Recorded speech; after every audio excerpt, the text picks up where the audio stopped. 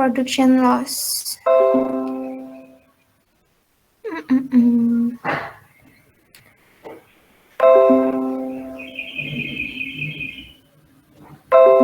Itu.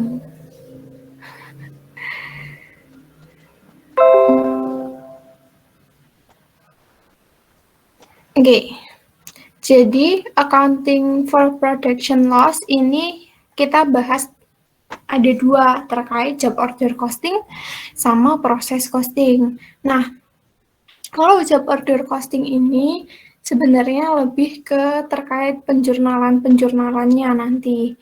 Tuh. Nah, kalau misalkan total biayanya nanti seperti biasa kita harus menelusuri.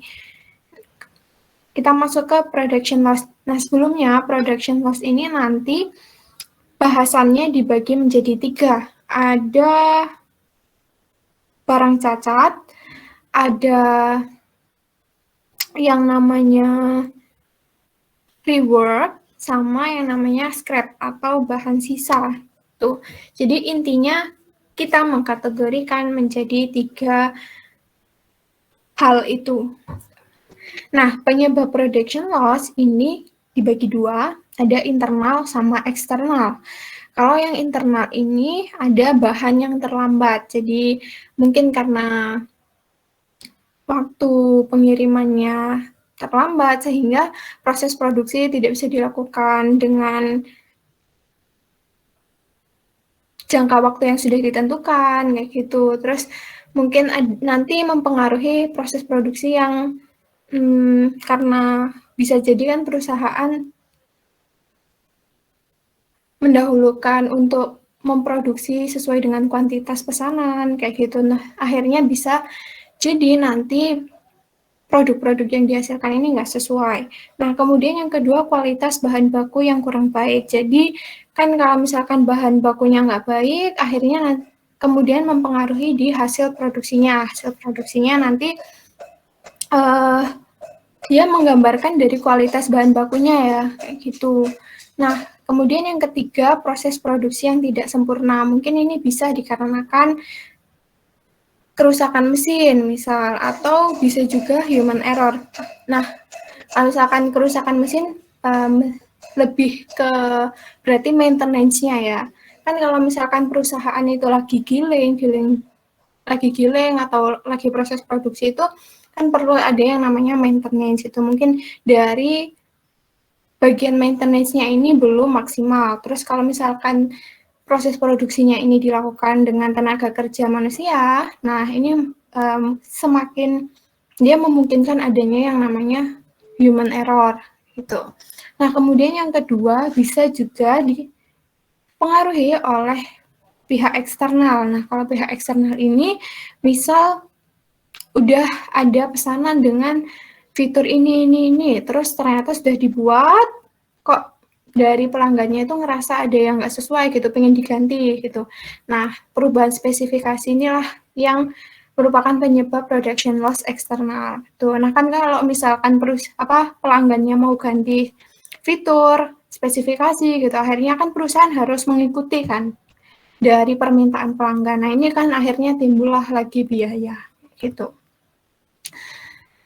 Nah, kemudian ini penjabaran sebenarnya dari proses produksi yang tidak sempurna, itu bisa tadi seperti kesalahan formula, kesalahan pemrosesan, keterlambatan proses produksi, kegagalan mesin, kayak gitu. Ini penjabarannya dari contoh proses produksi yang tidak sempurna.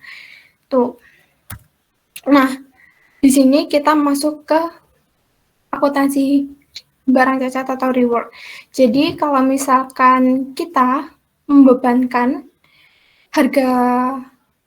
membebankan biaya atas produksi itu kan kita harus mencerminkan nilai dari suatu produk gitu ya. Jadi kalau misalkan ada biaya-biaya tambahan terkait barang cacat atau misalkan rework, nah itu harus diperhitungkan gitu. Kalau misalkan balik lagi, tadi penyebabnya internal atau eksternal gitu ya. Kalau misalkan internal, itu nggak bisa kita membebankan ke pelanggan gitu. Karena kan toh kesalahannya perusahaan kok pelanggan yang harus menanggung gitu. Nah, kalau misalkan reward-nya itu dikarenakan oleh pihak eksternal, dari pelanggannya minta perubahan spesifikasi dan lain-lain, akhirnya menambahkan biaya. Nah, itu baru kita bisa membebankan biaya reward ini kepada pelanggan. Tuh, jadi nilai dari biaya produksinya itu harus mencerminkan nilai produk itu. Nah, ini ya contohnya tadi, biaya atas kegagalan internal tidak boleh dibebankan ke produk.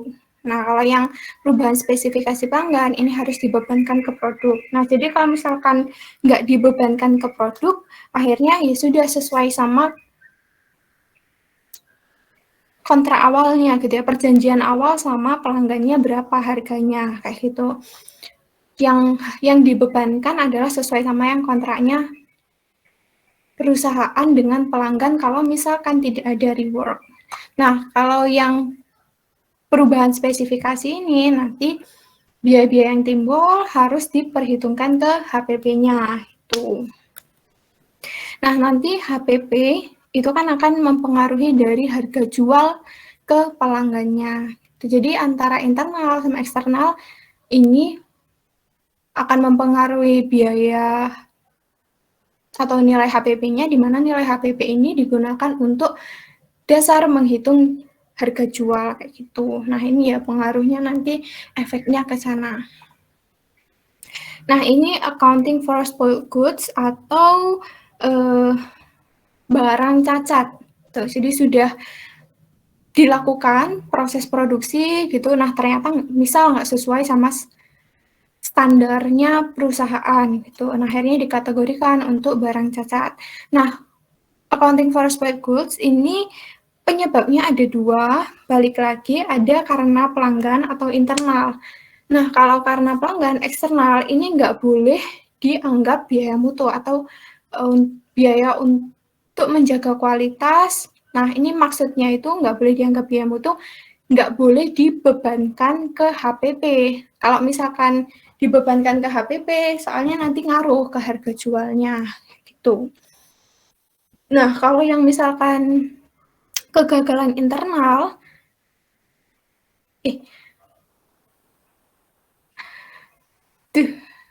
sorry. Kalau yang kegagalan karena pelanggan ini tidak boleh dianggap biaya mutu. Nah, kemudian kalau biaya mutu kan istilahnya karena perusahaan ingin menjaga kualitas. Nah, biaya kualitas ini sebenarnya kan ada untuk terdiri dari 4 jenis ya, tapi ini nanti kalian pelajari di Akmen. Nah, kalau yang biaya kualitas ini beda ya sama kalau misalkan kegagalan karena pelanggan. Nah, kalau kegagalan karena pelanggan ini boleh dibebankan ke HPP. Nah, nanti ketika HPP-nya meningkat, maka harga jualnya juga meningkat. Ya, maaf tadi agak keliru. Nah, kemudian kalau kegagalan internal, balik lagi, itu nggak boleh dibebankan ke HPP dan akhirnya nanti tidak menaikkan harga jual gitu. Nah, terus ini harus dianggap sebagai biaya mutu atau biaya kualitas. Ini masuknya kalau misalkan perusahaan udah selesai memproduksi barang cacat, terus hasilnya barang cacat, terus dari barang cacat ini diperbaiki, nah itu nanti ada yang namanya biaya kualitas atas kegagalan, kayak gitu. Nah, ini ada contoh soalnya ya. Jadi Plastiko memproduksi 1000 kursi berdasarkan pesanan nomor 876. Nah, namun setelah diproduksi 100 kursi itu tidak bisa diterima karena pelanggan menginginkan berbeda. Nah, di sini dari kata-kata tidak bisa diterima karena pelanggan menginginkan berbeda, nah menunjukkan kalau ada perubahan spesifikasi oleh pelanggan itu. Nah, berarti ini sifatnya eksternal. Kalau eksternal berarti nanti boleh dibebankan ke HPP. Itu. Nah, kemudian diketahui biaya untuk menyelesaikan pesanan itu untuk bahan baku 22.000, TKL-nya 5.500, overhead-nya 11.000, totalnya 38.500. Ini rincian biaya untuk menyelesaikan pesanan. Nah, kemudian 100 kursi yang rusak itu ternyata punya harga jual di pasar sebesar $1.000 gitu. Nah, kemudian gimana ini kita cara mengerjakannya? Nah, ini jadi biaya yang dibebankan ke pelanggan adalah sisa setelah dikurangi dengan harga jual barang cacatnya gitu. Nah, di sini kan total biaya pabrikasi itu 38.500. Ini sebenarnya biaya atas keseluruhan produksi gitu. Nah, tapi kan kita ternyata tadi barang cacatnya itu punya harga jual gitu di pasar sebesar $1.000. Nah, maka kita kurangkan biaya pabrikasi ini dengan harga jual barang cacat itu sebesar 37.500. Jadi nilai 37.500 ini yang kita bebankan ke pelanggan kayak gitu, bukan yang 38.500. Nah, barang cacat ini nanti kita masukkan ke persediaan barang cacat gitu. Jadi kalau misalkan nilainya signifikan, itu kita masukkan ke persediaan barang cacat.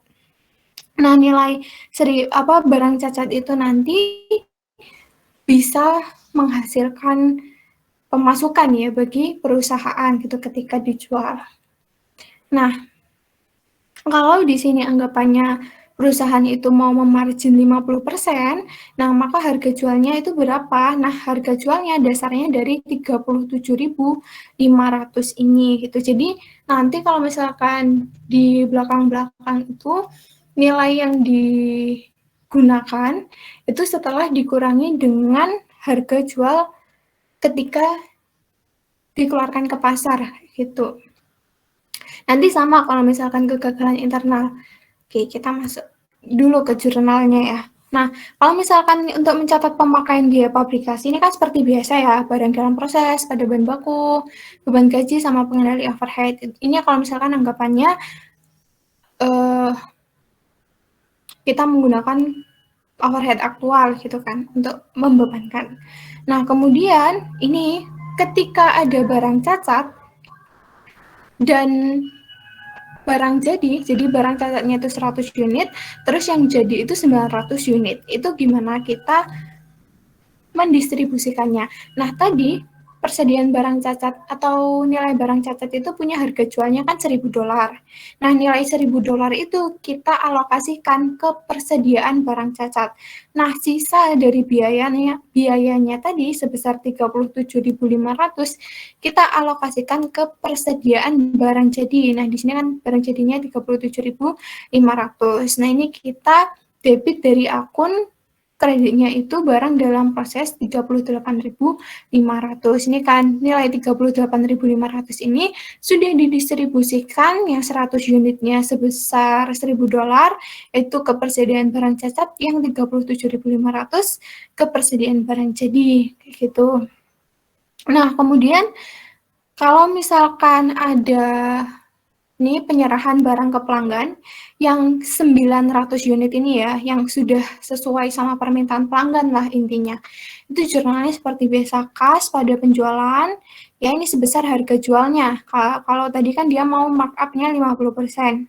Tuh, kemudian HPP pada persediaan barang jadi. Nah, ini sesuai sama yang dicatat di persediaan barang jadi ini tadi, atas 900 unit.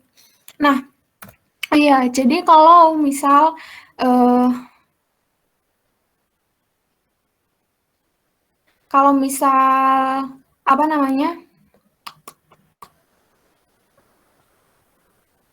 perusahaan menjualkan barang cacat 100 unit gitu ke pihak luar, nanti bisa jurnalnya kas pada persediaan barang cacat gitu. Nah, kemudian di sini accounting for spoiled goods. Nah, di sini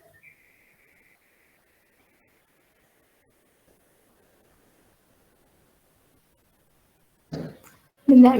Nah, ini, maaf. Jadi kalau misalkan ini penjualannya barang cacat, berarti bisa kas pada penjualan ya sebesar berapa nilainya, terus HPP pada nanti barang cacatnya nilainya berapa, kayak gitu. Oke, balik lagi. Nah, ini adalah asumsi kegagalan internal. Nah, di sini itu ada ciri-cirinya, yaitu di sini diterima karena kesalahan produksi. Karena kesalahan produksi ini nanti berarti menandakan adanya kegagalan internal atau kesalahan dari pihak perusahaan. Oke, kita pahami misalnya ya. Ini sama Plastika memproduksi 1.000 kursi berdasarkan pesanan nomor 876. Namun setelah diproduksi 100 kursi tidak bisa diterima karena kesalahan produksi. Tuh, akibatnya Plastiko harus menambah 100 unit produksi lagi. Nah, biaya untuk menyelesaikan pesanan itu 38.500. Terus ini sama unit kursi yang rusak ini bisa dijual seharga $1.000. Nah, di sini bedanya adalah ketika kursinya ini cacat sebesar 100 unit, akhirnya perusahaan itu harus menambah lagi atau memproduksi baru lagi sebesar 100 unit gitu. Nah, di sini kan berarti istilahnya perusahaan total memproduksi sebesar 1.100 gitu ya. Nah, di sini kita menghitung dulu berapa biaya yang dibebankan ke pelanggan, terus nanti berapa biaya yang harus ditanggung oleh perusahaan. Nah, untuk biaya yang dibebankan ke pelanggan, jadi kita lihat kan kalau misalkan bisa ditelusuri secara langsung itu ya langsung kita alokasikan aja ya. Nah, ini kan anggapannya kita ketahui total atas biayanya gitu. Nah, total biaya pabrikasi tadi 38.500. Terus kita bagi dengan unit produksi sebesar 1.100. Dibagi nih ya, nilainya adalah $35 per unit. Nah, di sini pelanggan kan pesannya 1.000. Otomatis dia ya menerimanya 1.000, bukannya 1.100. Tuh, jadi ini $35 dikali 1.000. Jadi biaya yang dibebankan ke pelanggan ini nanti atau HPP-nya nanti sebesar 35.000 nih. Nah, terus kalau misalkan perusahaan tadi istilahnya mau markup 50%, nah dasar perhitungan untuk harga jualnya itu yang dari 35.000 nih. Jadi 150% dikali 35.000 didapat nilainya 52.500. Nah, kemudian karena ini kan kegagalan internal. Nah, perusahaan yang harus menanggung kerugian atas pembuatan unit yang baru gitu. Berapa nilai yang ditanggung oleh perusahaan? Nah, balik lagi. Jadi, biaya barang cacatnya ini sebesar 3.500 ini dari mana? Karena barang cacatnya itu 100 unit, terus nilai per unitnya itu $35, jadi total biaya barang cacat adalah 3.500. Nah, tapi ingat tadi biaya yang ditanggung itu adalah setelah dikurangi harga jualnya barang cacat gitu. Jadi istilahnya perusahaan itu aslinya ruginya 3.500, tetapi ternyata barang cacatnya itu bisa dijual. Nah, ketika dijual kan mereka mendapat pemasukan ya. Nah, akhirnya mengurangi nilai dari kerugian itu akhir.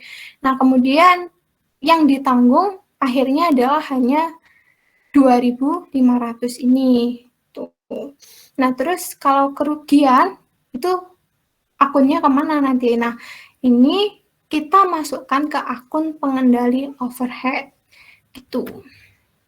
Nah, di sini mungkin yang highlight-nya nih ya, mencatat adanya barang cacat 100 unit dan barang jadi 1.000 unit. Itu. Kalau yang atas sama bawahnya ini sebenarnya perhitungan ini kan mirip-mirip, jurnalnya mirip sama yang sebelumnya ya. Nah, di sini persediaan barang cacat 1.000 ini senilai harga jualnya tadi 100 unitnya itu harga jualnya di pasar $1.000. Nah, kemudian pengendali overhead, nah ini nilai kerugian yang ditanggung oleh perusahaan, nilainya 2.500. Jadi 2.500 ini kan tadi karena kegagalan internal nggak boleh ditanggung sama pelanggan, harus ditanggungnya sama perusahaan, makanya masuknya ke akun pengendali overhead, kayak gitu. Kan kalau yang tadi, karena kegagalan eksternal akhirnya boleh dibebankan ke pelanggan. Nah, kalau boleh dibebankan ke pelanggan, maksudnya nanti ketersediaan barang jadi. Tuh, kalau yang tadi ya. Nah, kalau yang sekarang, karena kesalahan internal, maka perusahaan yang menanggung. Jadi kerugian sebesar 2.500 ini kita masukkan ke akun pengendali overhead. Nah, kreditnya barang dalam proses sebesar 38.500 gitu. Nah, kemudian di sini ada yang namanya accounting for rework gitu. Jadi misal ada barang-barang yang diproduksi itu nggak sesuai sama spesifikasi atau standar gitu ya. Nah ini penyebabnya juga ada dua, tetap eksternal sama internal ya. Terus balik lagi kalau internal berarti boleh, kok boleh? Nggak boleh dibebankan ke pelanggan. Kalau yang eksternal boleh dibebankan ke pelanggan. Tuh, kalau yang internal berarti masuknya nanti ke pengendali overhead. Kerugiannya ditanggung perusahaan. Nah, kemudian di sini kalau yang rework itu karena tadi nggak sesuai sama standar atau spesifikasi, akhirnya unit yang sudah dibuat itu dikerjakan ulang, jadi nggak membuat baru. Misal udah jadi nih kursi satu gitu, lah kok nggak sesuai sama kemauannya pelanggan gitu. Nah, akhirnya daripada membuat baru, ternyata perusahaan itu memilih untuk memperbaiki yang udah ada aja. Misal nggak sesuai warnanya gitu, ya udah ganti warna aja, dicat ulang gitu. Itu kalau rework. Nah, nanti biaya antara rework sama pembuatan baru ini jelas beda ya. Nah, kemudian di sini ada contohnya. Misal perusahaan itu dihadapkan pada dua pilihan antara dia harus melakukan rework, pengerjaan ulang, atau membuat baru gitu. Oke, kita masuk ke contoh soalnya. Perusahaan itu menerima pesanan J401 untuk 10 unit kursi. Pada akhir proses produksi, ternyata ditemukan ada 2 unit kursi cacat. Gitu. Nah, komponen biaya untuk memproduksi 10 kursi adalah totalnya di sini ya 2 juta. Rinciannya ya 1.500.000 sama 500 ini.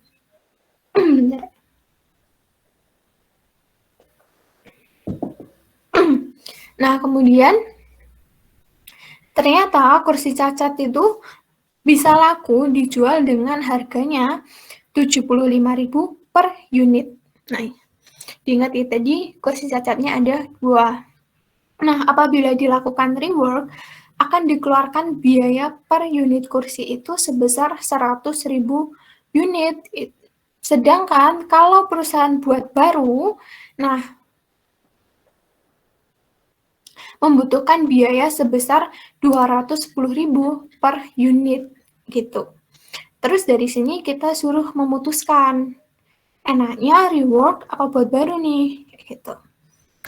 Oke, kita mempertimbangkan ya. Yang pertama kalau misalkan membuat baru, kan membuat baru atas 2 unit cacat, di mana tadi biayanya tiap unit cacat itu 210.000. Nah, maka langsung aja kita kalikan unitnya dikali dengan biaya per unitnya.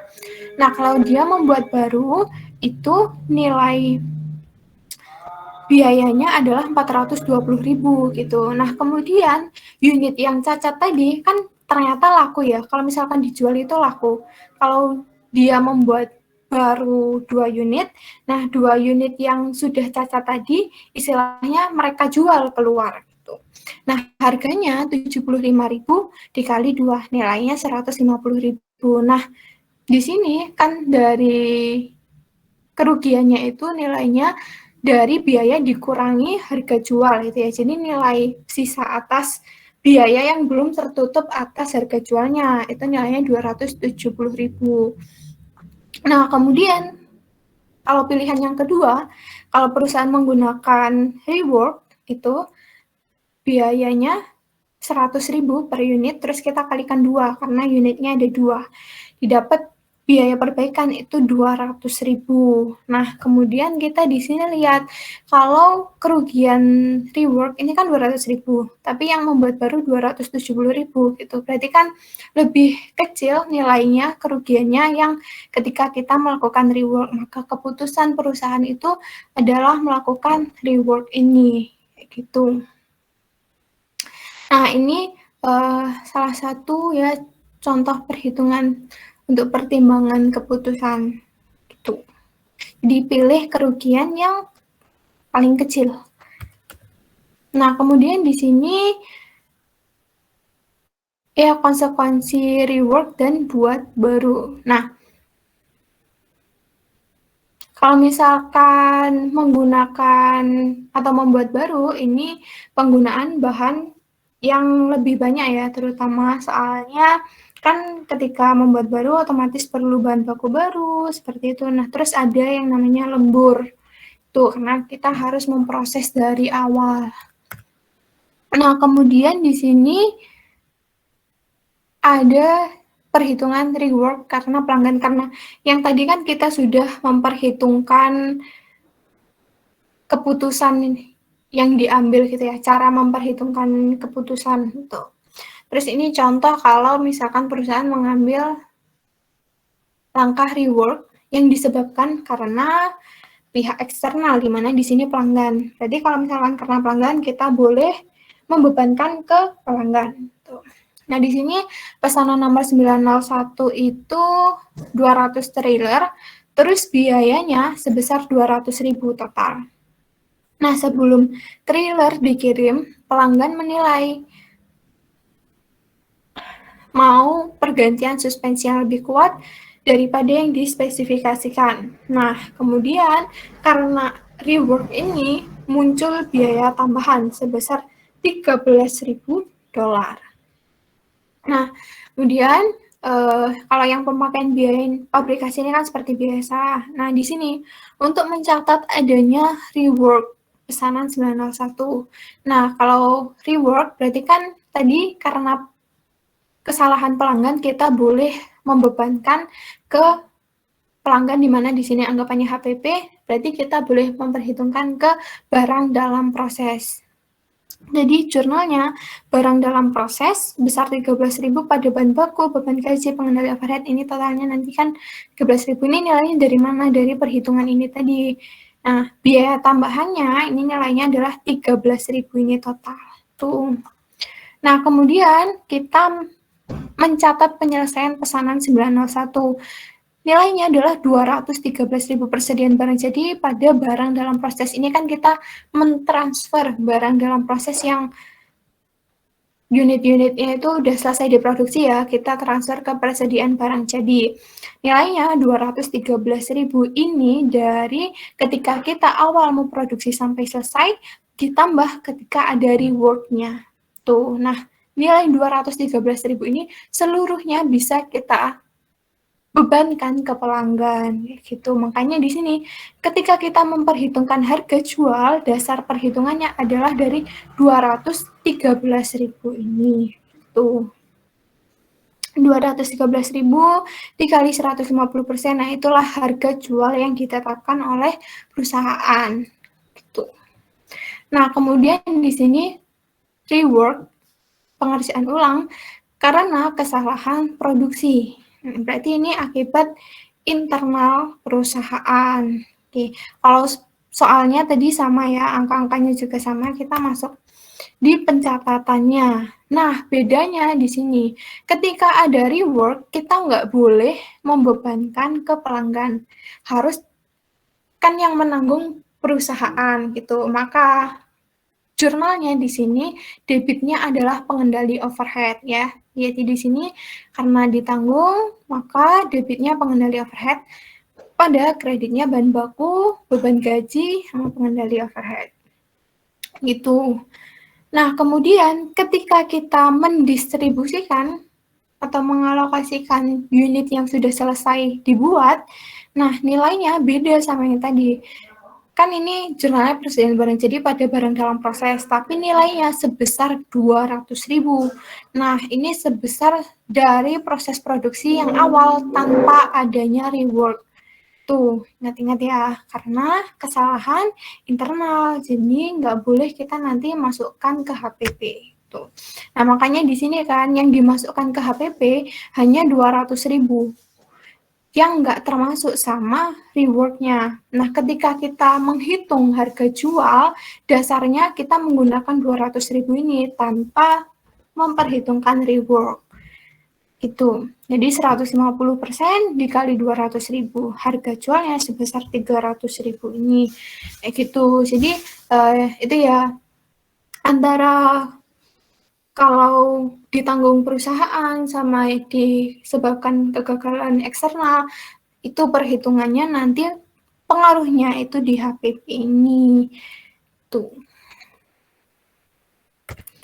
Kemudian di sini ada accounting for scrap atau bahan sisa. Jadi ini bahan cacat yang tidak bisa dipakai dan diretur. Nah, ini ya bahan-bahan yang rusak, bisa juga bahan-bahan yang rusak akibat kegagalan mesin. Nah, untuk scrap ini bisa ada apa kita mengkategorikan gitu ya. Sebenarnya ini sesuai sama kebijakan masing-masing perusahaan mau mengkategorikannya di mana gitu. Kalau misalkan diakui sebagai pendapatan saat dijual, maka jurnalnya jadi kas pada penjualan barang sisa gitu ya. Terus kemudian kalau diakui sebagai pengurang HPP, maka kas pada HPP. Terus kalau misal diakui sebagai pengurang overhead aktual, maka kas pada pengendali overhead. Nah, itu sebesar nilainya, ini kan diketahui 500, jadi sebesar bisa biayanya atau misalkan harga jualnya, kayak gitu. Nah, kemudian kalau diakui sebagai pengurang biaya produksi, maka ini jurnalnya kas pada barang dalam proses. Ini kalau misalkan bisa ditelusuri ke setiap pesanan berapa bahan sisanya, kayak gitu. Jadi nanti kan mengurangi barang dalam proses. Nah, akhirnya nanti barang dalam prosesnya yang ditransfer ke persediaan barang jadi itu kan nggak mencangkup biaya-biaya dari bahan sisa itu. Makanya kenapa di sini jurnalnya kas pada barang dalam proses itu yang diakui sebagai pengurang biaya produksi. Nah, kalau misalkan nilainya signifikan, itu bisa perusahaan membuat persediaan bahan sisa, gitu. Jadi persediaan bahan sisa pada barang dalam proses itu kalau misalkan setelah selesai diproduksi terus mengetahui ada bahan sisa yang nilainya signifikan. Nah, nanti kalau bahan sisanya ini misal laku nih dijual, maka jurnalnya kas pada persediaan bahan sisa. Gitu.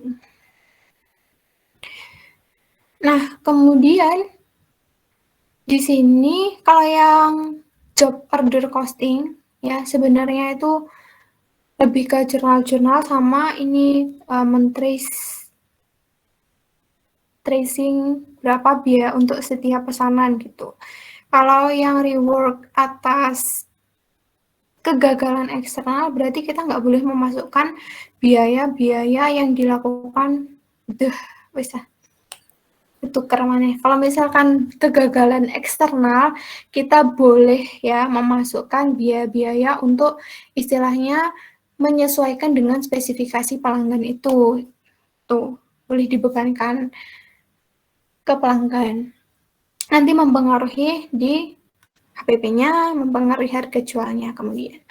Nah, kalau misalkan yang kegagalan internal itu kita tidak boleh membebankan ke pelanggan. Nah, karena kan kesalahan perusahaan ya, mana mau pelanggannya itu menanggung. Yang menanggung otomatis adalah perusahaan. Nah, ketika perusahaan yang menanggung, ini nanti akunnya masuk ke pengendali overhead. Nah, nanti barang dalam proses, nilai barang dalam proses ini kan nggak termasuk dari rework atau pembuatan baru, seperti itu. Akhirnya ya sesuai sama kesepakatan pelanggan di awal berapa biayanya, itu nggak termasuk sama kesalahan-kesalahan internal. Nah, kemudian nanti terkait sama kegagalan atau yang ditanggung perusahaan kayak gitu, ini sebenarnya nanti lanjutannya itu di akhir periode. Nah, kan karena dimasukkan ke pengendali overhead ya. Nah, misal perusahaan itu pakai normal costing ya buat overhead-nya gitu. Nanti di akhir periode disesuaikan nih. Misalnya antara pengendali overhead yang udah mencangkup rework atau pembuatan baru segala macamnya disesuaikan sama yang namanya overhead pabrik dibebankan kayak gitu. Nanti masuknya mempengaruhi ke laba rugi ada over applied atau under applied-nya gitu. Nah, oke.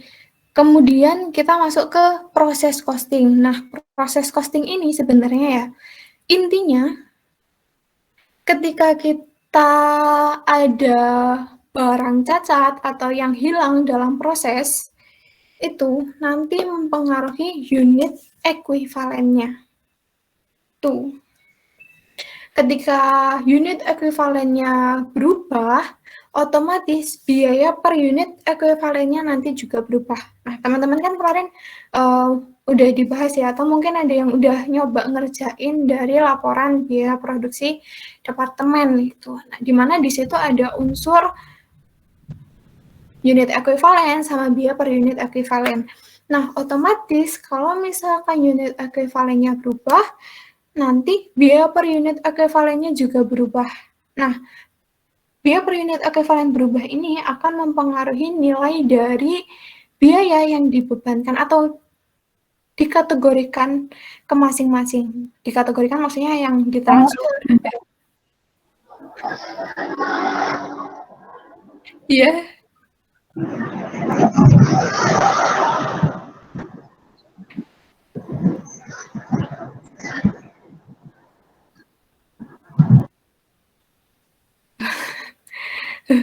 Kaget dah. Tak kira kaget. Oke. Kita mungkin kalau yang proses costing kita bisa langsung masuk ke soal aja ya, biar kalian ada gambaran. Ya, tadi yang maksudnya dikategorikan itu kan biaya per unit ekuivalen ini diperhitungkan ya ketika kalian waktu itu menghitung biaya yang ditransfer ke departemen selanjutnya, terus biaya barang dalam proses. Iya, nggak apa-apa. Nah, itu nanti berbeda ya ketika ada barang, mempengaruhi lah barang cacat itu kepada biaya per unit ekuivalennya. Nah, contoh di sini ya, soal Island Company menggunakan sistem perhitungan biaya berdasarkan proses dengan rata-rata biaya tertimbang. Nah, untuk mempertanggungjawabkan produksi dari satu-satunya produk. Nah, produk dibuat dalam 2 departemen. Unit mulai produksi di departemen pembentukan, jadi awalnya di departemen pembentukan, terus ditransfer ke departemen penyelesaian. Tuh. Ini yang dari departemen penyelesaian ke barang jadi. Kemudian diketahui unit diinspeksi di akhir proses produksi di departemen pembentukan. Dan biaya barang cacat dibebankan ke pengendali overhead pabrik. Tuh. Nah, data yang berkaitan dengan operasi bulan Agustus di Departemen Pembentukan adalah sebagai berikut. Ini diketahui ya, unit persediaan awalnya, diketahui unit yang dimulai selama periode berjalan, terus unit yang ditransfer Departemen Penyelesaian, sama unit di persediaan akhir, dan diketahui ya ada persentase penyelesaiannya. Terus di biayanya diketahui ya ada persediaan awal sama yang ditambahkan selama periode berjalan. Oke, kalau ini anggapannya average, kita langsung masuk dulu aja. Nah, di sini kan teman-teman udah pada nyoba ngerjain yang laporan biaya produksi belum ya? Yang proses. Kak. Kenapa? Udah, Kak. Oke. Siap. Jadi udah ada gambaran ya. Nah, di sini kita masuk aja. Kok kita kuliti satu-satu. Ya. Nah, pertama kita masuk ke schedule kuantitas. Untuk persediaan awal, ini kan sama yang dimulai di periode berjalan, ini udah diketahui di soal, berarti kita langsung input aja ya di sini, nilai ini 1.000 sama 9.000 unit. Kita masukkan sini. Nah, kemudian di unsur yang berikutnya inilah ada tambahan. Kalau yang sebelumnya kan cuma ditransfer ke departemen penyelesaian sama persediaan akhir. Nah, di sini ada unit barang cacat. Tuh, tambahannya ada unit barang cacat. Jadi, nilai ditransfer ke departemen penyelesaian ditambah persediaan akhir, ditambah barang cacat, nilainya akan sama dengan unit persediaan awal ditambah dimulai di periode ini. Nah, ini 500 dari mana? Tuh, padahal nggak diketahui di soal itu 500. Nah, kita lihat di sini kan kita udah mengetahui nih unit yang ditransfer 8.000. Terus unit di persediaan akhir 1.500 gitu. Nah, nilai ketiga ini harus sama dengan penjumlahan dua unsur di atasnya ini gitu. Jadi, nah ini kalau perhitungannya jadi kayak 8.500 ditambah 1.500 ditambah barang cacat itu sama dengan 10.000 tuh. Jadi kan ini nanti kalian langsung aja berarti kok 8.500. 8.000. Jadi 9.500 tambah barang cacat sama dengan 10.000. Maka barang cacat sama dengan 10.000 dikurangi 9.500. Nilainya adalah sebesar 500. Nah, kemudian ada persentase. Penyelesaiannya adalah 100% untuk bahan baku, TKL, sama overhead. Ini dapat dari mana? Nah, dari soal diketahui kalau inspeksinya, pemeriksaan atas barang cacat itu dilakukan di akhir proses. Nah, di akhir proses itu kan berarti perusahaan udah selesai memproduksi bahan baku, TKL, overhead udah digunakan semua, baru dilakukan inspeksi. Jadi barangnya udah jadi, baru diperiksa. Makanya di sini kenapa itu persentase penyelesaiannya adalah 100%. Gitu. Nah, persentase penyelesaian ini juga mempengaruhi nanti ke biaya, bukan ke unit ekuivalennya. Tuh. Nah, oke, biaya kita masuk ke biaya dibebankan ke departemen. Yang pertama, untuk persediaan awal ini seperti biasa ya, ini masukkan aja langsung diketahui di soal berapa persediaan awalnya. Tuh. Nah, kemudian di sini biaya ditambahkan selama periode berjalan. Untuk total biayanya ini sesuai sama yang diketahui di soal di sini ya. Tuh, tetap nggak berubah. Nah, disinilah unit ekuivalennya yang kita perlu memperhitungkan. Gimana unit ekuivalennya? Oke. Jadi kalau yang sebelumnya, teman-teman kan kalau yang metode average atau tertimbang, kan ketika menghitung unit ekuivalen, cuma unit ekuivalen ditransfer keluar, ditambah persediaan akhir kan. Nah, di sini kita perlu menambahkan unit ekuivalen produk cacat, kayak gitu. Nah, udah tinggal kita tambahkan aja gitu. Nah, di sini untuk unit ekuivalen ditransfer keluar, 8.000 ini kan diketahui di soal ya, 8.000 dari yang schedule kuantitas ini. Nah, berhubung yang ditransfer keluar itu sudah jadi proses produksinya, maka kan anggapannya 100% semua gitu. Jadi di sini BB, TKL, sama overhead-nya 8.000. Nah, kemudian unit ekuivalen di persediaan akhir, di sini kita kalikan persediaan akhir dengan persentase penyelesaian. Nih ya, berarti 1.500 dikali persentase penyelesaiannya ini. Tuh. Nah, kemudian unit ekuivalen produk cacat ini balik lagi unit cacat dikali sama persentase penyelesaian. Nah, tadi unit cacatnya kan 500. Diketahui ya di schedule kuantitas ini 500, persentase penyelesaiannya 100% semua gitu. Berarti di sini kenapa hasilnya 500 unit semua kayak gitu. Nah, kemudian kita tambahkan di sini. Nah, total unit ekuivalennya ini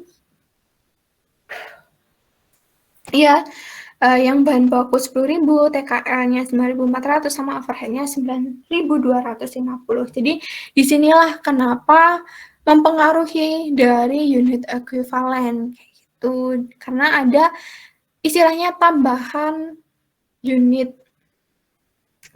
perhitungan untuk unit ekuivalen produk cacat itu. Jadi bedanya jadi yang awalnya 2 unsur ini terus kita tambahkan unit ekuivalen produk cacat, jadi ada 3 unsur gitu. Jadi Kalau unit ekuivalen kalau ada barang cacat, ya udah tinggal ditambah unit ekuivalen produk cacatnya berapa. Itu nanti sama ketika kita memperhitungkan di biaya FIFO, aliran biaya FIFO. Jadi kita tinggal menambahkan unit ekuivalen produk cacatnya itu berapa gitu. Nah, ketika unit ekuivalen produk total unit ekuivalennya ini berubah, otomatis mempengaruhi dari biaya per unit ekuivalennya gitu. Nah, biaya per unit ekuivalen gimana? Kalau misalkan yang average kan kita mencari ya istilahnya rata-rata. Jadi biaya persediaan awal ini yang diketahui soal kita tambahkan periode berjalannya. Ini seperti biasa. Terus total biayanya ini penjumlahannya dari persediaan awal sama periode berjalan. Terus kita bagi unit ekuivalen gitu. Nah, di sini didapat biaya per unit ekuivalennya 3,75 untuk bahan baku, TKL-nya 1,2, overhead-nya 2,5 itu. Unit ekuivalen ini dari yang sudah kalian perhitungkan di atasnya ini. Tuh. Nah, oke, kita masuk. Tadi kan kita udah menghitung unit ekuivalen, kita input. Kita udah juga menghitung biaya per unit ekuivalen. Jadi, itu ya, bedanya kalau ada barang cacat cuma di perhitungan unit ekuivalen titik udah wis iku tak wis intinya iku barang cacat dek proses costing mek iku sebenarnya. Nah, ketika unit ekuivalen ini kan dasar perhitungan biaya per unit ekuivalen, otomatis nanti mempengaruhi ke biaya per unit ekuivalen, di mana biaya per unit ekuivalen itu mempengaruhi biaya ya yang ditransfer, terus biaya persediaan barang cacat, sama biaya barang dalam proses. Itu karena kan ketika kita menghitung di transfer, ini kan kita dapatnya dari pengalian biaya per unit. Nah, biaya per unit ekuivalen ini kita dapatkan dari tadi perhitungan biaya dibagi unit ekuivalen, di mana unit ekuivalen ini ada unsur barang cacatnya, gitu ya. Tuh. Nah, kemudian di sini, kalau yang biaya per unit ekuivalen, seperti yang udah kita hitung tadi, terus total biayanya di sebesar 7,45 penjumlahan dari 3 unsur ini. Gitu. Nah, kemudian biaya dipertanggungjawabkan inilah yang kita gunakan untuk ya berapa nilai biaya yang kita transfer atau kita distribusikan ke akun yang lainnya gitu. Nah, di sini kan ada unit yang selesai ya. Unit yang selesai itu nilainya 8.000. Kita perlu mendistribusikan 8.000 unit ini ke persediaan barang ke departemen penyelesaian ya. Nah, nilainya 8.000 ini kan karena persentase penyelesaiannya 100% atau istilahnya sudah selesai diproduksi di departemen, makanya di sini persentasenya 100%. Terus kita kalikan unit ekuivalennya 8.000. Nah, di sini kita kalikan dengan total biaya per unit gitu. Karena ini kan anggapannya bahan baku TKL overhead pabrik udah selesai semua kan. Itu, makanya langsung aja kita total. Kalau teman-teman misal mau menjabarkan dengan bahan baku TKL sama overhead itu boleh-boleh aja. Itu tapi cuma nanti capek ya kalian ngitung satu-satu. Kalau bisa langsung dikali ya lebih enak gitu.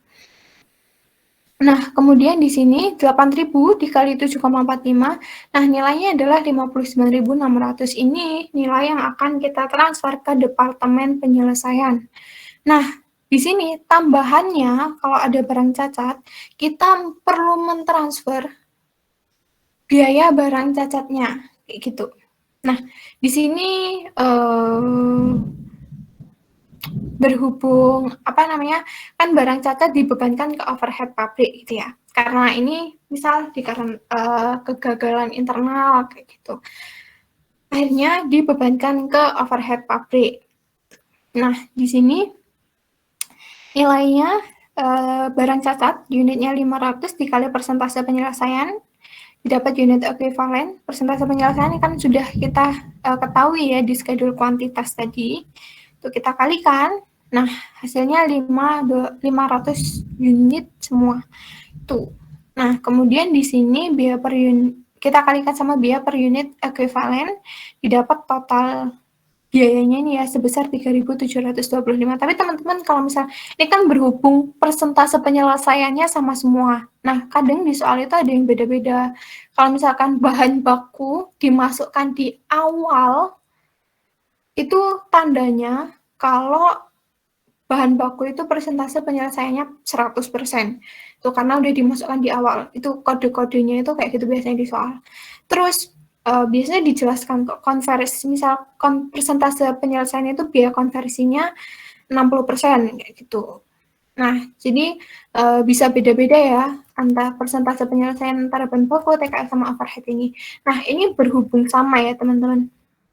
100% semua itu bisa langsung aja misal 500 dikali total biaya 7,45. Nah, ini bisa kalau mau langsung gitu. Hasilnya kan sama ya, antara kita menjumlahkan 3 ini sama langsung diperhitungkan itu sama. Boleh kalau misalkan mau langsung gitu. Nah, kemudian barang dalam proses sisanya kan ada 1.500 dari yang schedule kuantitas ini kan. Kita kalikan persentase penyelesaian dari schedule kuantitas lagi balik, terus kita dapat unit ekuivalen, nah kita kali sama biaya per unitnya.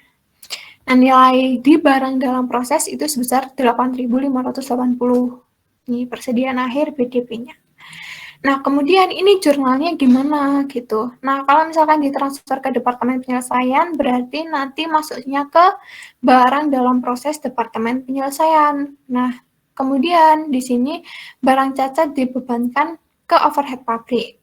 Nah, karena perusahaan memutuskan untuk mengalokasikan atau mendistribusikan ke overhead pabrik, maka di sini nilai dari barang cacat kita masukkan ke pengendali overhead yang sudah kita perhitungkan ini ya, 3.725. Jadi jurnalnya di sini ya, barang dalam proses Departemen Penyelesaian dari yang sudah kita hitung tadi, 59.600 ini ya. Kemudian pengendali overhead 3.725 dari sini, ini. Terus pada kreditnya barang dalam proses Departemen Pembentukan. Ini nilai 59.600 tambah 3.725 itu. Tuh, kalau misalkan yang average. Kalau yang Vivo gimana? Nah, Vivo, lihatlah. Kalau misalkan di schedule kuantitas ini mirip sama yang average gitu. Ada tambahan barang cacat untuk di yang bawah ini ya. Ada tambahan unsur barang cacat gitu. Jadi yang sebelumnya 2 perhitungan aja, kita tambahkan perhitungan barang cacat itu.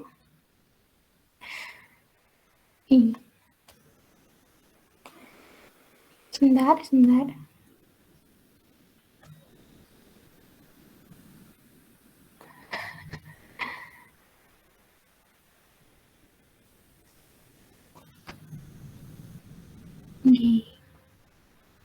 Kita kembali. Nah, tadi. Nah, oke. Kemudian mempengaruhinya lagi di unit ekuivalen. Tuh. Gimana perhitungannya unit ekuivalen? Di sini. Unit ekuivalen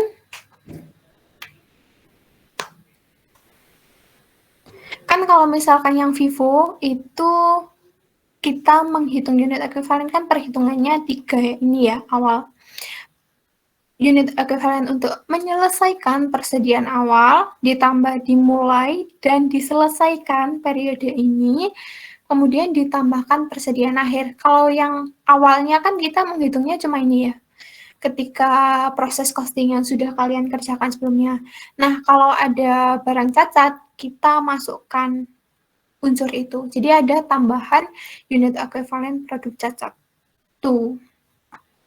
Nah, di sini kalau misalkan penyelesaian persediaan awal itu kan dari 100% dikurangi persentase penyelesaian yang udah diketahui di sini, terus dikali sama unitnya di persediaan awal berapa gitu. Kenapa 100% dikurangi persentase penyelesaiannya? Karena kan anggapannya kita mau menyelesaikan persediaan awal itu kan. Nah, kalau kita mau menyelesaikan persediaan awal, kita perlu menambahkan sebesar 40% gitu. Jadi 40% dikali 1000 itu. Nah, kemudian di sini dimulai dan dikerjakan di periode dimulai dan diselesaikan ini ya, bukan dikerjakan. Dimulai dan diselesaikan di periode ini itu dari mana 7.000. Nah, lihat di sini yang ditransfer ke departemen berikutnya itu sebesar 8.000. Nah, karena ini unsurnya adalah FIFO, maka yang ditransfer ini kan mengandung unsur persediaan awalnya gitu. Maka kita perlu kurangi dari persediaan awal untuk mengetahui berapa yang baru dimulai dan diselesaikan pada periode berjalan. Itu. Ini 7.000 karena kan anggapannya 7.000 semua karena kan anggapannya udah selesai. Tuh, maka 7.000 kali 100%, persentase penyelesaiannya udah 100% semua gitu. Yang persediaan akhir ini kita kalikan ya unit persediaan akhir dengan persentase penyelesaiannya itu. Nah, kemudian unit ekuivalen produk cacat ini tinggal ya sama caranya unit produk cacatnya ini kita kalikan sama persentase penyelesaiannya. Itu dapat hasilnya 500 unit. Nah, total unit ekuivalen yang bahan baku ada 9.400, yang TKS 9.150, yang overhead 8.900. Gitu. Nah, kemudian unit ekuivalen ini menjadi dasar perhitungan dari biaya per unit ekuivalen. Nah, biaya per unit ekuivalen ini kan kita memperhitungkannya dari yang periode berjalan ya. Jadi periode berjalan ini yang udah diketahui di soal kita bagi dengan unit ekuivalen periode berjalannya. Tuh, didapat biaya per unit ekuivalen ini untuk bahan baku 3,86, TKL 1,15, overhead 2,44. Itu. Nah, kemudian ini kan tadi ya perhitungan unit ekuivalen sama biaya per unit ekuivalen langsung kita input aja di sini sesuai yang di atas tadi. Nah, kemudian kita masuk ke biaya yang dipertanggungjawabkan. Nah, balik lagi di sini kalau biaya dipertanggungjawabkan tambahannya adalah unsur barang cacat ini. Tuh, unsur barang cacatnya ini mirip ya kayak yang average tadi, ada tambahan barang cacatnya itu. Kalau yang Vivo ini kan ya unit yang ditransfer itu ada yang dari persediaan awal sama ada yang untuk menyelesaikan periode berjalannya. Maksudnya di sini menyelesaikan periode berjalan untuk menyelesaikan persediaan awalnya itu ya tadi. Nah, persediaan awal ini kan sebesar 3.430 ini udah diketahui di sini ya di soal tuh. Terus biaya untuk menyelesaikan persediaan awal di sini unitnya dikali sama persentase penyelesaian bukan yang ini ya, tapi 100% dikurangi nilai ini tuh untuk menyelesaikan atau anggapannya untuk mencapai 100%. Tuh. Terus kita kalikan antara unit sama persentase penyelesaian, kita dapat unit ekuivalennya. Terus dari sini kita kalikan unit ekuivalen dengan biaya per unit ekuivalen. Didapat untuk menyelesaikan periode berjalan, untuk persediaan awal ya, untuk persediaan awal dan menyelesaikan di persediaan awal itu sebesar 7.420. Nah, kemudian kita menghitung yang dimulai dan diselesaikan di periode berjalan itu berapa. Nah, di sini 7.000 unit dari schedule kuantitas ya yang udah kita dapat 8.000 dikurangi 1.000. Tuh, dikali sama 100% karena udah selesai semua anggapannya, terus kita kalikan nanti dengan total biaya per unit ekuivalen. Didapat nilainya 52.000. 114. Nah, kita tambahkan dari yang persediaan awal dengan yang dimulai dan diselesaikan di periode berjalan. Nilai 59.535 ini yang kita transfer ke Departemen Penyelesaian. Gitu. Nah, kemudian untuk barang cacat gimana? Nah, barang cacat ini dari unit ekuivalennya kita kalikan sama biaya per unit ekuivalen. Gitu. Nah, di sini 500 ya, masing-masing dikali sama biaya per unit ekuivalen, nilainya adalah 3.722. Tuh. Ini kalau misalkan teman-teman tadi mau langsung 500 dikali total biayanya 7,44. Nah, ini boleh kalau misalkan mau langsung, soalnya persentase penyelesaiannya sama semua. Tuh.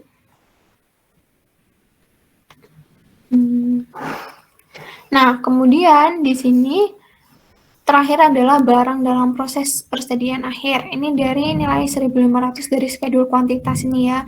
Terus kita kalikan sama persentase penyelesaian ini. Tuh.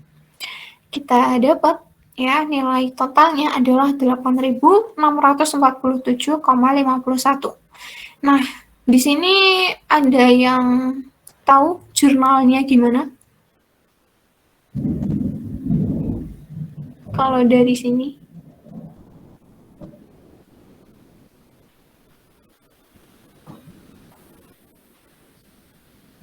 Nah, jurnalnya di sini maka di debitnya itu barang dalam proses Departemen Penyelesaian sebesar 59.535 yang udah kita perhitungkan di sini ya.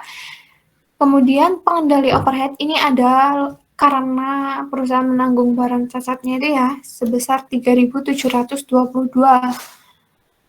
dari yang kita udah perhitungkan di sini. Tuh, pada barang dalam proses Departemen Pembentukan 63.257. Tuh. Ini kalau yang proses costing. Dari sini ada yang mau ditanyakan nggak, Rek?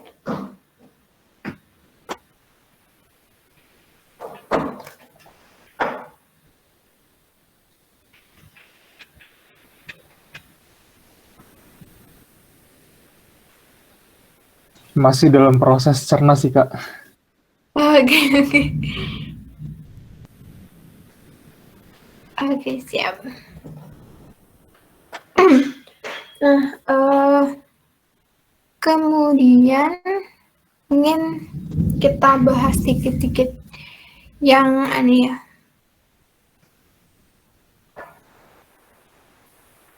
Joint costing.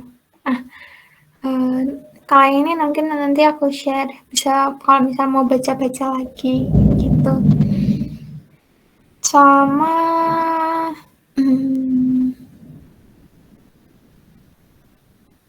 Oke, kita mungkin dikit-dikit aja ya bahas produk gabungan sama produk sampingan. Jadi di sini produk sampingan itu adalah produk dengan total nilai relatif yang lebih kecil dan dihasilkannya itu bersamaan atas proses produksi dari produk utama. Tuh, produk utama ini produk yang nilai totalnya relatif lebih besar. Nah, kemudian produk sampingan ini bisa ya jadi tambahan lah, istilahnya tambahan pendapatan bagi perusahaan. Gitu. Nah, sebenarnya di perbedaan produk sampingan sama produk utama ini itu dari jumlah unit yang diproduksi, biaya produksi, sama harga jual. Kalau jumlah unit yang diproduksi, kalau yang produk sampingan itu otomatis lebih sedikit dibanding produk utama.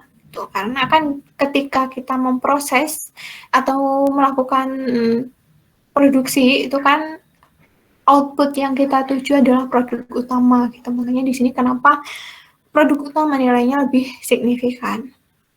Nah, kemudian biaya produksi. Biaya produksi untuk produk sampingan ini ya tidak membutuhkan biaya banyak gitu dibandingkan sama produk utama. Nah, biaya produksi yang rendah ini otomatis mempengaruhi harga jualnya. Otomatis harga jualnya ini lebih rendah juga daripada biaya harga jual produk utama gitu. Karena kan kalau produk utama biaya produksinya lebih tinggi, alhasil ketika menghitung harga jual dasarnya kan dari biaya produksi yang lebih tinggi itu, otomatis harga jualnya lebih tinggi juga. Nah, metode perhitungan produk sampingan ini ada 4. Kita masukkan aja ya. Di sini ada metode pengakuan pendapatan kotor. Nah, ini bisa dikategorikan menjadi 4. Ini sesuai sama apa ya, istilahnya perusahaan mau menjurnalnya seperti apa. Ini sesuai sama kebijakan perusahaan masing-masing sebenarnya. Bisa diakui sebagai pendapatan lain-lain gitu. Jadi kas pada pendapatan lain-lain atau piutang dagang pada pendapatan lain-lain. Tergantung ini secara tunai atau kredit. Nah, kemudian bisa diakui sebagai tambahan pendapatan penjualan gitu. Jadi jurnalnya kas pada penjualan. Kemudian yang ketiga bisa diakui sebagai pengurang HPP. Nah, HPP kan akunnya di debit ya. Jadi kalau dikurangkan nilainya di sini atau akunnya di sini di kredit gitu. Nah, jadi jurnalnya kas pada HPP. Nah, kemudian juga bisa diakui sebagai pengurang biaya produksi. Jurnalnya kas pada barang dalam proses. Gitu. Balik lagi ini mirip. Jadi kalau misalkan mengurangi barang dalam proses, maka otomatis nanti mempengaruhi yang didistribusikan ke barang jadi, di mana barang jadi ini sebagai dasar perhitungan ketika kita mendistribusikan ke HPP sama menentukan harga jualnya, kayak gitu. Nah, kemudian ada metode pengakuan pendapatan bersih. Jadi di sini itu perusahaan itu mengakui pendapatan penjualan produk sampingan pada pendapatan bersihnya atau setelah dikurangi dengan biaya pemrosesan lebih lanjut gitu. Nah, di sini ada contohnya Diamond Ink menghasilkan 2 produk. Ada potongan kayu sebagai produk utama dan serbuk kayu sebagai produk sampingan. Nah, kemudian biaya gabungan untuk memproduksi 2 produk itu adalah $50.000. Terus disajikan di sini ya, ada yang diproduksi, ada harga jual, biaya pemrosesan lebih lanjut, sama beban pemasaran dan administrasi. Nah, di sini bentuknya itu yang maksudnya pendapatan bersihnya jadi pendapatan produk sampingan 5.000 ini dikurangkan sama biaya proses lebih lanjut. Nah, kemudian di sini juga ya harga pokok penjualan ini biaya gabungan 50.000 dikurangi biaya proses lebih lanjut ini. Jadi setelah dikurangkan dari biaya proses lebih lanjut. Yang pendapatan produk sampingan ini 5.000, kalau yang ini maaf ini biaya gabungan ya, salah. Yang produk sampingan, nah berarti di sini 5.000 pendapatannya dikurangi biaya proses lebih lanjut gitu. Nah, biasanya perusahaan itu membuat rekening produk sampingan. Jadi ketika ada pendapatan yang masuk itu nanti di kredit itu pengakuan pendapatan ya sebesar harga jual produk sampingannya itu berapa. Nah, kemudian kalau misalkan ada biaya ya setelah tidak bisa batas atau misalkan biaya untuk memproses lebih lanjut itu nanti didebit dari rekening produk sampingan ini gitu. Nah, kemudian di sini ada yang namanya metode biaya pengganti. Kalau metode biaya pengganti ini digunakan perusahaan yang tidak menjual produk sampingan ke pihak eksternal. Jadi, perusahaan itu memilih untuk memperjualbelikan produk sampingan ini ke pihak internal. Tuh, jadi di sini nanti apa ya, teman-teman mungkin pernah dengar yang namanya transfer price, harga transfer gitu ya. Nah, itu tapi teman-teman nanti bahas lebih lanjutnya ketika menentukan harga transfer internal ini di akuntansi manajemen ya. Lanjutannya API tuh. Nah, kemudian ada yang namanya metode harga pasar atau pembatalan biaya. Jadi di sini perusahaan itu mengestimasikan biaya gabungan ke produk utama dan produk sampingan. Jadi gabungan itu ke produk utama sama produk sampingan. Tuh, mungkin di sini kita masuk aja dulu ya, biar kebayang. Nah, ada yang namanya produk gabungan atau nama lainnya joint product. Jadi perusahaan itu atas satu proses produksi yang sama menghasilkan beberapa jenis produk itu. Makanya di sini kenapa namanya adalah produk gabungan. Tuh. Jadi bisa dua macam produk atau bisa 2, 3 atau lebih produk itu dihasilkan dari satu proses produksi. Tuh, satu siklus produksi. Nah, kemudian satu siklus produksi ini karena kan digunakan untuk beberapa jenis produk, akhirnya ya menimbulkan yang namanya biaya gabungan atau joint cost. Jadi biaya proses produksi yang menghasilkan berbagai produk secara serentak itu ya definisinya. Nah, kemudian di sini juga ada istilahnya yang namanya titik pisah batas. Jadi titik pisah batas itu titik di mana produk-produk itu dapat dikategorikan secara terpisah. Tuh, jadi setelah perusahaan itu melakukan produksi secara bersamaan atau produksi secara bersamaan yang menimbulkan biaya gabungan tadi. Nah, kemudian setelah selesaikan perusahaan mengidentifikasi ya untuk masing-masing produk. Nah, nanti dari masing-masing produk itu istilahnya ada pilihan masing-masing mau dijual pada titik pisah batas atau mau diproduksi lebih lanjut itu. Nah, ketika udah diidentifikasi untuk produk-produk terpisah itu, itulah yang namanya titik pisah batas. Nah, mungkin ini ada contohnya ya. Misal perusahaan itu menghasilkan produk dari domba gitu. Ada daging domba, kulit domba, sama jeroan domba. Nah, perusahaan itu nggak membeli dombanya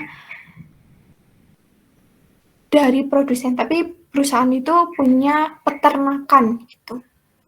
Nah, biaya peternakan domba itu terdiri dari perawatan domba, ada pakannya domba, terus ada terkait sama tenaga kerjanya untuk melihara domba itu. Nah, disinilah ini kan di sini biaya perawatan domba, biaya pakan domba, dan biaya tenaga pemelihara ini yang namanya biaya gabungan kayak gitu. Kenapa? Karena ketika produknya daging domba, kulit domba, dan jeroan domba itu, nah kan ini asalnya dari satu domba gitu ya. Nah, ketika kita melakukan pemeliharaan atas domba, kita kan nggak bisa mengidentifikasi berapa biaya untuk perawatan domba atas produk daging domba gitu. Terus biaya perawatan domba atas kulit domba kita kan nggak tahu kan, kita nggak bisa menelusuri secara langsung gitu kan. Nah, makanya itu kenapa dinamakan biaya gabungan. Jadi ketiga biaya ini atas biaya peternakan ini kan dombanya dipakai untuk nanti menghasilkan daging domba, kulit domba, dan jeroan domba gitu. Jadi ketika bentuknya masih memelihara atau biaya peternakan domba ini yang nanti menghasilkan ketiga produk itu, nah inilah yang namanya biaya gabungan gitu. Nah, kemudian di sini ketika dombanya disembelih gitu ya. Nah, dipisahkan daging dombanya, terus kulit dombanya sama jeroan domba. Nah, ketika penyembelihan domba ini, kita udah mengetahui berapa nilai dari daging domba, kita udah mengetahui produk daging domba, udah mengetahui kulit domba, udah mengetahui juga berapa produk jeroan domba gitu. Jadi udah diidentifikasi untuk masing-masing produk setelah split of point. Jadi ini ya, split of point tadi itu ketika kita bisa mengidentifikasi masing-masing produk. Nah, kemudian di sini ketika setelah split of point atau titik pisah batas, pilihannya itu ada dua. Perusahaan bisa menjual pada split of point ini, misal nah di sini kan yang daging domba langsung dijual, atau perusahaan itu bisa memproses lebih lanjut. Nah, otomatis kalau perusahaan memproses lebih lanjut, muncul biaya baru, biaya untuk memproses lebih lanjut. Gitu. Nah, tapi alhasil nanti menghasilkan produk baru yang bisa nilai jualnya lebih tinggi. Seperti itu. Nah, jadi itu ya. Nah, kemudian daging domba, kulit domba, jeroan domba ini kan sumbernya ya, kalau misalkan kita jalan ke belakang, daging domba, kulit domba, sama jeroan domba itu sumbernya kan dari domba. Nah, dombanya itu dari peternakan domba milik perusahaan, di mana peternakan domba milik perusahaan itu muncul biaya perawatan domba, biaya pakan domba, sama biaya tenaga pemeliharaan. Nah, biaya ini istilahnya atau itu kan sebagai sumber yang merupakan biaya juga yang diperlukan untuk menghasilkan produk-produk ini kayak gitu. Makanya biaya gabungan ini kan kita perlu perhitungkan gitu. Kita perlu alokasikan biaya gabungan ini ke masing-masing produknya seperti itu. Nah, untuk metode perhitungan produk gabungan ini ada 4. Kita masuk yang pertama, metode harga pasar. Jadi, metode harga pasar ini kita ya melihat berapa harga pasar untuk masing-masing produk gitu.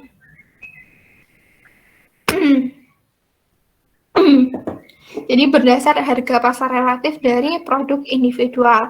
Nah, di sini itu anggapannya harga pasar dari produk apapun sampai batas tertentu itu merupakan perwujudan dari biaya yang dikeluarkan untuk memproduksinya. Itu. Nah, kalau misalkan di sini metode harga pasar itu dipisah lagi sebenarnya. Ada yang pas diketahui titik pisah batas, ada yang pas nggak diketahui titik pisah batasnya.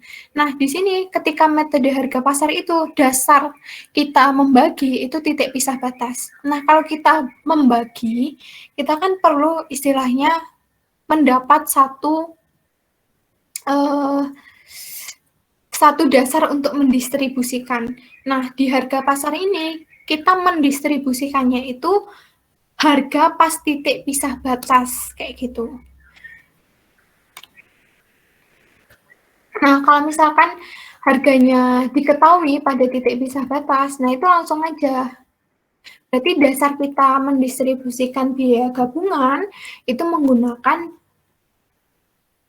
harga pada titik pisah batas. Gitu. Karena di sini tuh anggapannya kalau misalkan pada titik pisah batas itu ya sama kayak dasar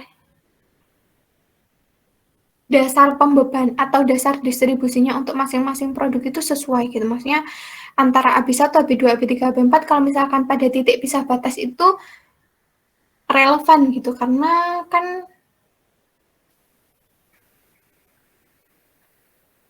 kita perlu menggunakan dasar yang sama ya. Kalau misalkan misal setelah diproses lebih lanjut, misalkan pada harga final, nah itu dianggap nggak sesuai gitu, karena udah ditambah sama biaya gabungan, biaya proses lebih lanjut, seperti itu. Nah, istilahnya perbandingan antara satu produk dengan produk yang lainnya itu nggak sesuai, kalau misalkan nggak pakai harga pada titik pisah batas, gitu. Nah, di sini berhubung misal diketahuinya udah pada titik pisah batas, maka langsung aja. Di sini kan misal udah diketahui unit produksi, terus udah diketahui harga pasar per unit. Nah, dari sini kita mengalihkan ya unit produksi dengan harga pasar per unitnya, kayak gitu, untuk mengetahui total harga pasar. Jadi disesuaikan antara unit produksi sama harga pasar per unitnya. Tuh, nggak bisa cuma harga pasarnya aja. Tuh.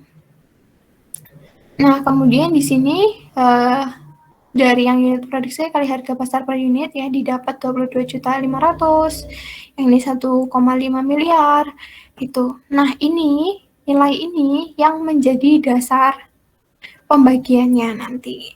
Nah, teman-teman itu bisa misal ya di sini kita menghitung biaya gabungan, menghitung rasio biaya gabungan itu dari ya 600 juta dibagi 4,7 miliar. Terus nanti dikali sama total harga pasarnya untuk masing-masing produk itu bisa. Atau misalkan teman-teman pakai cara yang ini. Jadi harga masing-masing produk dibagi total harga pasarnya dikali total biaya gabungan. Tuh. Nah, harga masing-masing produk di sini ya. Berarti misal yang kita ambil contoh AB1 nih ya. Jadi 22.500.000 dibagi 4,7 miliar ini 4 miliar 762.500.000 ini terus dikalikan sama total biaya gabungan yaitu 600 juta. Dan didapat nilainya 2.834.000 ini gitu. Nah, di sini nanti ya dilihat total biaya gabungannya adalah 600 juta. Tuh, di sini. Nah, nanti kalau misalkan di soal itu ditanya ya, berapa biaya total produksinya. Nah, berarti kita harus menambahkan biaya untuk memproses lebih lanjut sama biaya gabungannya. Gitu. Mungkin ini maksudnya ke yang selanjutnya. Nah, ini anggapannya harga yang tidak diketahui pada titik pisah batas. Nah, ketika kita nggak mengetahui pada titik pisah batas, jadi kita mengetahuinya tuh harga pasar final. Harga pasar final itu setelah diproses lebih lanjut. Gitu. Nah, ketika kita mengetahui harga finalnya, nah harga final ini bukan dasar yang sesuai untuk membagikan atau mendistribusikan biaya gabungan. Nah, maka dari itu kita perlu mengestimasikan harga pasar sebelum harga pasar pada titik pisah batas itu berapa gitu. Nah, untuk yang awal langkahnya unit produksi dikali harga pasar per unit ini total harga pasar finalnya. Nah, kemudian disinilah kita perlu mengurangi dengan biaya proses lebih lanjut. Kan tadi anggapannya, bentar ya. Nih, jadi istilahnya itu kita mengetahui harga pas di wall ini. Nah, tapi kita kalau mengalokasikan itu dasarnya harus yang ini, harga daging domba, kulit domba, sama jeroan domba. Tapi harga-harga ini tuh kita nggak mengetahui gitu. Tapi kita harus, kalau mau membagi, dasar yang sesuai untuk 3 produk ini adalah harga pada titik pisah batas ini gitu. Nah, maka dari itu kita istilahnya ini kembali gitu ke proses yang sebelumnya. Jadi dari wall ini kita kurangi biaya untuk proses lebih lanjut. Jadi harga ini kan udah terdiri dari biaya gabungan sama biaya proses lebih lanjut. Jadi kalau misalkan kita mau mengetahui biaya gabungannya, ya kita tinggal di sini harga dari wall ini kita kurangi biaya proses lebih lanjut. Nah, nanti kita dapat harga pada kulit domba ini atau pada titik pisah batas. Itu ya, jadi kita kayak jalan mundur gitu untuk mengetahui titik pisah batasnya. Makanya di sini kenapa kita kurangi dengan biaya proses lebih lanjut gitu. Nah, kemudian kita karena nggak tahu kan tadi titik pisah batasnya, kita mengestimasilah harga pada titik pisah batas. Nah, itu dari ya total harga pasar tadi dikurangi biaya proses lebih lanjut. Itu. Nah, ini didapat hasilnya masing-masing ya. Harga pasar estimasi ini yang kita gunakan untuk mendistribusikan biaya gabungan. Jadi di sini kalau misalkan yang AB1 berarti 30 juta dibagi 6.155 juta dikali total biaya gabungannya itu 600 juta. Kayak gitu. Nah, kemudian di sini ada metode rata-rata per unit.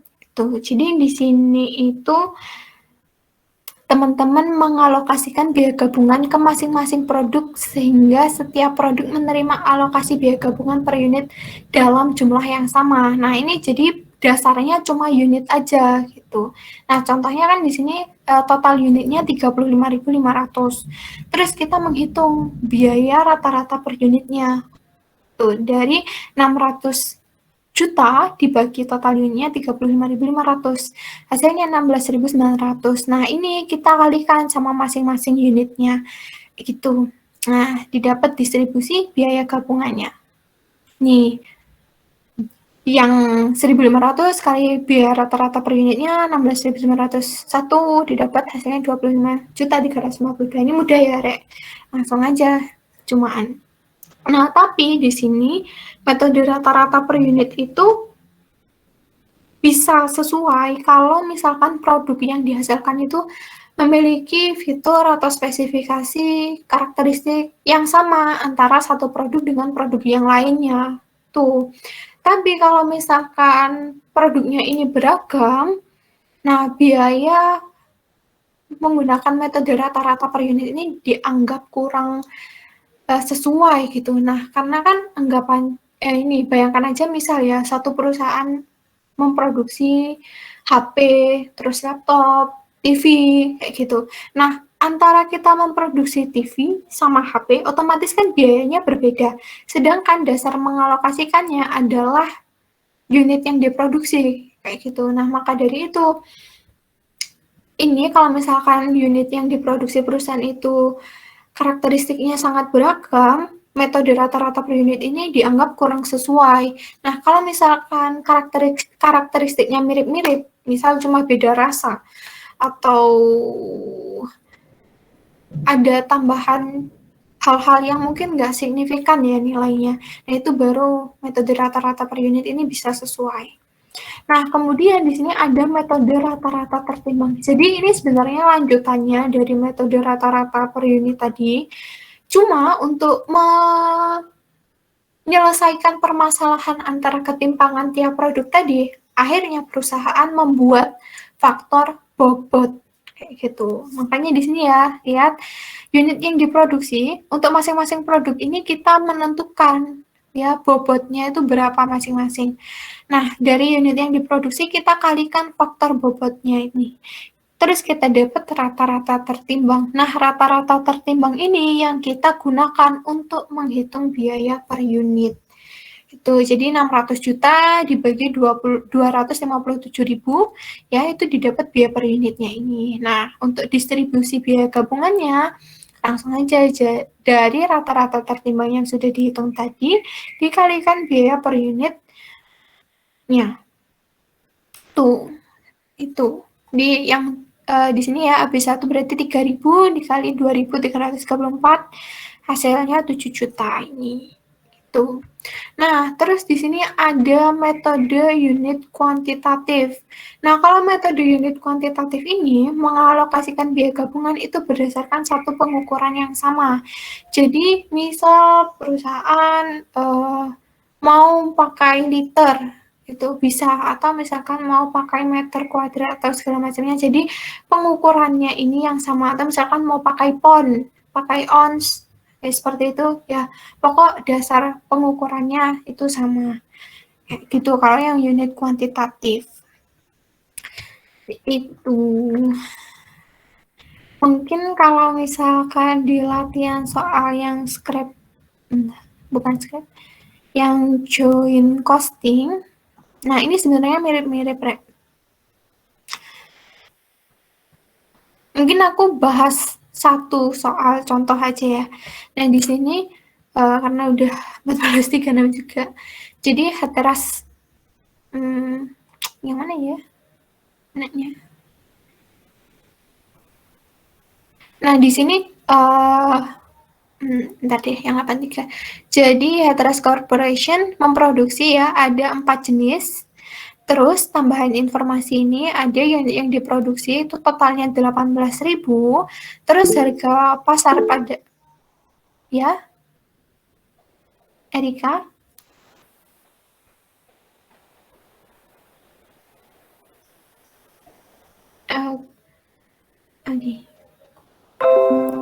Nah, kemudian diketahui harga pasar pada titik pisah batas itu. Nah, kemudian juga diketahui kalau ya berarti di sini produk-produknya itu diproses lebih lanjut karena ada ya biaya untuk memproses lebih lanjut itu. Nah, harga pasar kalau diproses lebih lanjut itu diketahui juga nih masing-masingnya.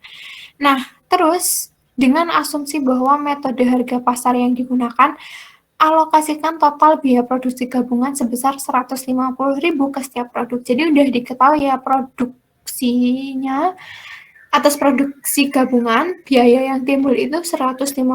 Nah, nilai 150.000 ini yang perlu kita alokasikan. Nah, berhubung ini ya mintanya metode harga pasar, kita lihat di sini, kita perlu mendistribusikan berdasar harga pasar di titik pisah batas. Nah, ini yang 80.000, 60.000, 40.000, sama 20.000. Nah, terus yang harga pasar ini dipakai atau enggak? Nah, berhubung udah diketahui nih harga pasar pada titik pisah batas, kita nggak perlu mengestimasikan harga pasar pada titik pisah batas lagi gitu. Jadi yang ini istilahnya nggak usah kita pakai. Kenapa? Karena kita udah tahu harga pasar pada titik pisah batasnya berapa kayak gitu.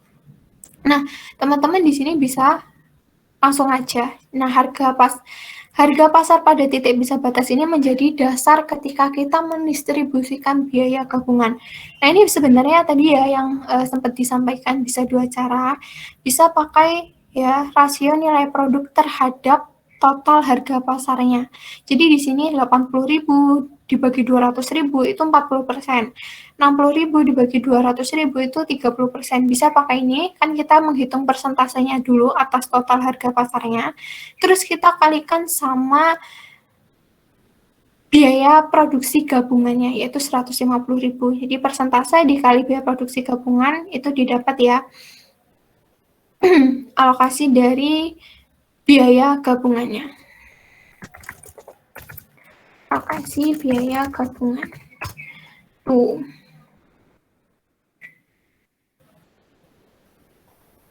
Nah, kemudian ini teman-teman juga bisa pakai cara yang kedua. Jadi kalau yang cara kedua itu kalian ya Erika. Jadi kalau yang rasio ini kita menghitung rasio biaya produksi gabungan itu atas total harga pasar pada titik pisah batas itu berapa. Jadi di sini kan 150.000, berarti kita bagi dengan total harga pasar pada titik pisah batas yaitu 200.000. Tuh, jadi kita boleh kalau misalkan mau ngitung rasionya dulu. Nah, kemudian rasio ini kita kalikan dengan harga pada titik pisah batas yang udah diketahui. Jadi 80.000 dikali 75% didapat 60.000. Nah, itu bisa kalau mau pakai cara yang kedua ini. Gitu. Nah, kemudian di sini mungkin nggak banyak aku bahas. Jadi di sini itu perusahaan kan memproduksi 3 produk. Tapi produk A itu dianggap sebagai produk sampingan dan dijual langsung setelah titik pisah batas gitu.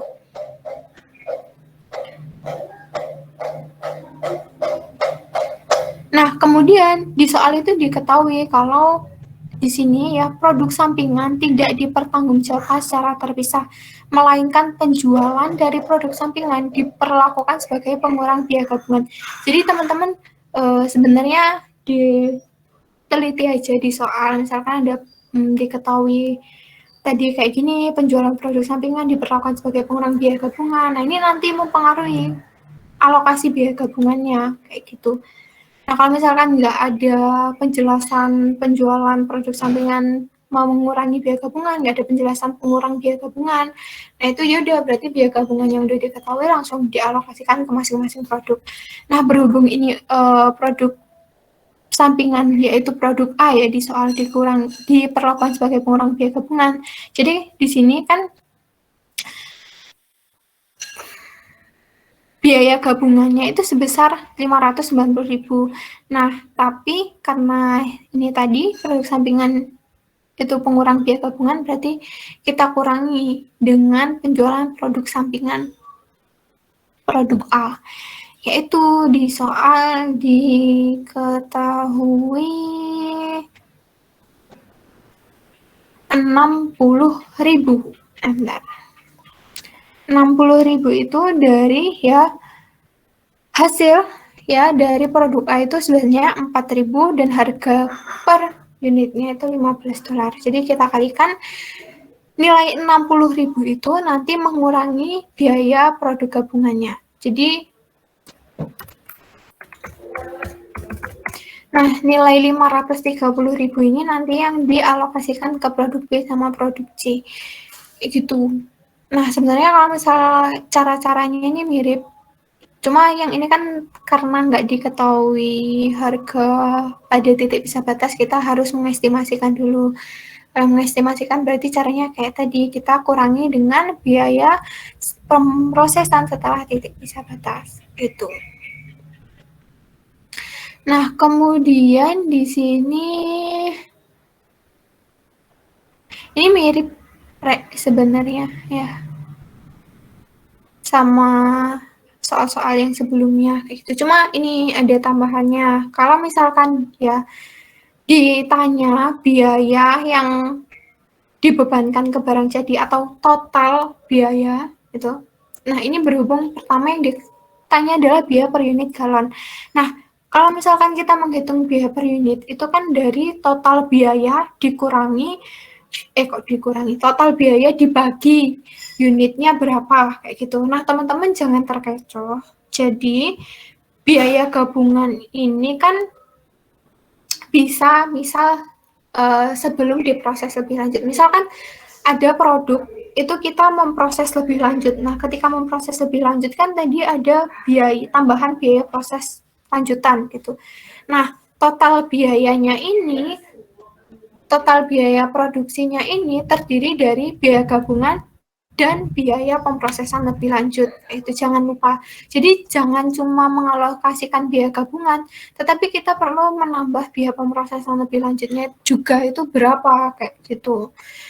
Karena kan ketika kita memproses, mana ya tadi?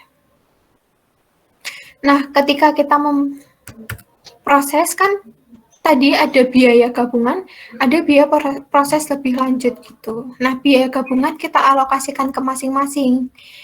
Nah, kemudian kalau misalkan ditanya total biaya, berarti nilai dari biaya gabungan ditambah biaya proses lebih lanjut. Kalau misalkan perusahaan nggak memproses lebih lanjut, berarti alokasi dari biaya gabungan itu aja. Jadi jangan sampai ada yang ketinggalan ya, misal cuma input biaya gabungan aja, atau misalkan input biaya proses lebih lanjut aja gitu. Jadi ditelusuri dia diproses lebih lanjut atau enggak gitu. Soalnya kalau misalkan kita nggak mengalokasikan biaya gabungan atau kita nggak memasukkan biaya proses lebih lanjut, nanti ada kesalahan ketika kita menentukan harga jual. Kalau kita nggak menginput salah satu, otomatis kan biaya produksinya lebih rendah. Nah, ketika biaya produksinya lebih rendah, nanti harga jual yang ditentukan juga lebih rendah dari yang seharusnya. Kalau lebih rendah dari yang seharusnya, bisa jadi nggak menutup biaya keseluruhan, kayak gitu. Otomatis nanti perusahaan bisa rugi, kayak gitu, Re. Nah, dari sini ada yang ingin ditanyakan?